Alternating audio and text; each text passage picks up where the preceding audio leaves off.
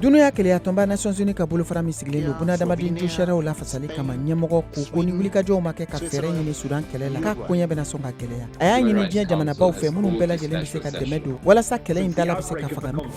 Guinée fanga sɛnɛmatɔn min bɛ wele Front National pour la Défense de la Constitution mɔgɔ 3 minnu tun minɛlen don nin y'a kalo caman ye bɛɛ lajɛlen bilala kunu araba. O waati kelen na mɔgɔ 7 olu fagara girinkajɔ wale dɔ senfɛ minnu tun bɔlen don k'u ka nisɔngoya yira ka ɲɛsin u ka jamana ɲɛmɔgɔw ma.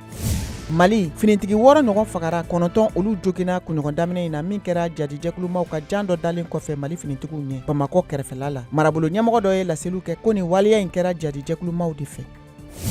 Mauritanie faso jama bɛna bɔ sibiridon ka nagakɔrɔ kalata ni wasaden kalata kɛ min bɛna kɛ i n'a fɔ lajɛli u ka jamanatigi Mohamed Ould Cheikh El Ghazouani ale fɛ k'a ka ca ni jamanaden mɔgɔ 1,8 miliyɔn ye minnu bɛɛ lajɛlen bɛna bɔ ka ni kalata in kɛ.